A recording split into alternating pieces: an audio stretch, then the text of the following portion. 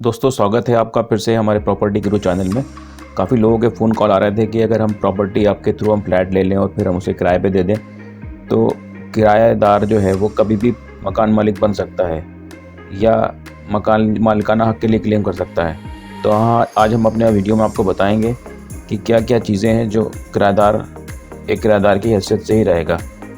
तो मकान को किराए पर देने के समय काफ़ी लोगों के दिमाग में ये गलतफहमी रहती है कि यदि हम किराएदार से रेंट एग्रीमेंट कर लेंगे तो वो उसके पक्ष में जाएगा और हम कभी भी मकान खाली नहीं करवा सकेंगे, और ये जो किराएदार को किराया रसीद जारी की जाती है उसका मालिकाना हक भी वो क्लेम कर सकता है, या फिर किराएदार काफ़ी लंबे समय तक मकान में रहेगा तो वो उस मकान का मालिक बन जाएगा। हमें इस भ्रांति को अपने दिमाग से बिल्कुल हटा देना चाहिए, क्योंकि किराया एग्रीमेंट 1 महीने का हो या 45 साल का, किराएदार हमेशा से किराएदार ही रहेगा। वो मकान मालिक का हक क्लेम नहीं कर सकता। कोई किराएदार 99 साल तक भी किराएदार रहता है किसी प्रॉपर्टी पर तो वो मकान मालिक क्लेम नहीं कर सकता। बल्कि असलियत तो ये है कि कभी भी किसी भी किराएदार को बिना रेंट एग्रीमेंट के प्रॉपर्टी में नहीं रखना चाहिए, क्योंकि रेंट एग्रीमेंट बनते ही किराएदार का एक स्टेटस तय हो जाता है कि वो इस प्रॉपर्टी में किराएदार की हैसियत से रहेगा।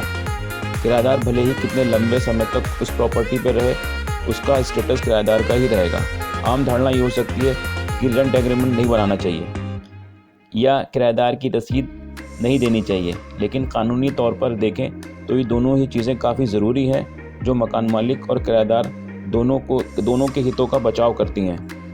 कानूनी हिसाब से देखें तो वास्तविकता ये है कि विदाउट रेंट एग्रीमेंट पर किसी भी किराएदार को नहीं रखना चाहिए, और कुछ लोगों का मानना ये है कि रेंट एग्रीमेंट तो 11 महीने का होता है और 11 महीने के बाद यदि किराएदार को वहाँ से हटाया नहीं जाता है तो उसकी स्थिति बदल जाती है और वो मालिकाना हक जता सकता है।